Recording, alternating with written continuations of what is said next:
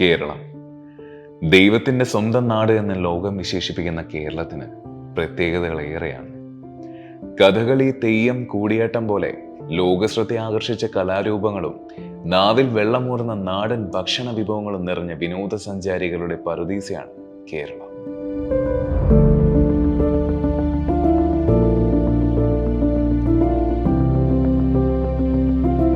1956 November 1 Kerala സംസ്ഥാനം ഭാഷാ അടിസ്ഥാനത്തിൽ ഔദ്യോഗികമായി രൂപീകൃതമായതിൻ്റെ ആഘോഷമായിട്ടാണ് ഈ ദിവസം നമ്മൾ കേരളപ്പിറവി ദിനമായി ആചരിക്കുന്നത്.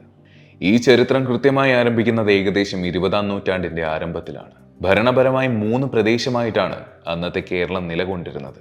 വടക്ക് മലബാർ പ്രദേശവും താഴെ കൊച്ചി, തിരുവിതാംകൂർ നാട്ടുരാജ്യങ്ങളും. 1917 ഭാഷയുടെ അടിസ്ഥാനത്തിൽ ഇവയെ ഒന്നിപ്പിക്കണമെന്ന ആവശ്യം ഉയർന്നു വന്നിരുന്നു. ഇതേ സമയം അധികാരനഷ്ടം ഭയന്ന ദിവാൻമാരുടെ പ്രതിഷേധം മറുഭാഗത്ത് നടന്നുകൊണ്ടേയിരുന്നു. ഐക്യ കേരളം രൂപീകരിക്കണമെന്ന ആവശ്യം പിന്തുണയ്ക്കുന്ന എല്ലാവരെയും ഒരു സംഘടനയുടെ കീഴിൽ കൊണ്ടുവരാൻ കെ കേളപ്പന്റെ നേതൃത്വത്തിൽ ഐക്യ കേരള സമിതി രൂപീകരിക്കപ്പെട്ടു. എന്നിരുന്നാലും ഈ വിഷയത്തിൽ രാജാവിന്റെയും ദിവാൻമാരുടെയും സമ്മതം ഒരു അഭിവാജ്യ ഘടകമായിരുന്നു. കൊച്ചി രാജാവായിരുന്നു ശ്രീ കേരളവർമ്മ. അദ്ദേഹം ഐക്യ കേരളത്തിന് പൂർണ്ണ പിന്തുണ നൽകി. ഇന്ത്യയുടെ സ്വാതന്ത്ര്യലബ്ധിക്ക് ശേഷം ധാർ കമ്മീഷൻ ഭാഷയുടെ അല്ല, അഡ്മിനിസ്ട്രേറ്റീവ് എഫിഷ്യൻസിയുടെ മാനദണ്ഡം ഐക്യ കേരളത്തിന് സ്വീകരിക്കണമെന്ന് തീരുമാനമെടുത്തു.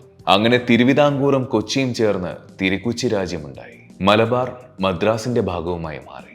അന്നത്തെ തിരുവിതാംകൂറിന്റെ മുഖ്യമന്ത്രിയായിരുന്ന TK നാരായണപിള്ള തിരുക്കൊച്ചിയുടെ മുഖ്യമന്ത്രിയായി. തിരുവിതാംകൂറിന്റെ രാജാവായ ശ്രീ ചിത്തിര തിരുനാൾ തിരുക്കൊച്ചിയുടെ രാജപ്രമുഖായി സ്ഥാനമേറ്റു. എന്നാൽ ഇതേ സമയം കൊച്ചിയിലെ രാജാവ് ഉപരാജപ്രമുഖ് സ്ഥാനം നിഷേധിച്ചു. എല്ലാ അധികാരവും തിരുവനന്തപുരത്തിനും തിരുവിതാംകൂറുകാർക്കുമാണ് കിട്ടുന്നതെന്നുള്ള പരാതി ഉയർന്നു വരുന്നതായി നമുക്ക് ചരിത്രത്തിൽ കാണാൻ സാധിക്കും. അങ്ങനെ തിരുവനന്തപുരം തിരുക്കൊച്ചി സംസ്ഥാനത്തിന്റെ ഭരണ തലസ്ഥാനമായും കൊച്ചി നിയമ തലസ്ഥാനമായി മാറുകയും ചെയ്തു. അങ്ങനെ 1953 ഫസൽ അലി കമ്മീഷൻ മുന്നോട്ട് വരികയും 1956 ഇവരുടെ റിപ്പോർട്ട് പ്രകാരം മലബാർ തിരുക്കൊച്ചിയിൽ ലയിച്ചു. അങ്ങനെ 1956 നവംബർ 1 നമ്മൾ ഇന്ന് കാണുന്ന കേരളം രൂപം കൊണ്ടു. കൊച്ചി നാട്ടുരാജ്യം എന്ന് വിളിച്ചിരുന്ന കൊച്ചി ഇപ്പോൾ മെട്രോ സിറ്റിയായും കേരളത്തിന്റെ വാണിജ്യ തലസ്ഥാനമായി മാറുകയും ചെയ്തു. ചുരുക്കം പറഞ്ഞാൽ കേരളത്തിന്റെ ആധുനിക നാഗരിക മുഖം. ഇനി അന്നത്തെ തിരുവിതാംകൂർ ആകട്ടെ ആധുനിക തിരുവനന്തപുരവുമായി.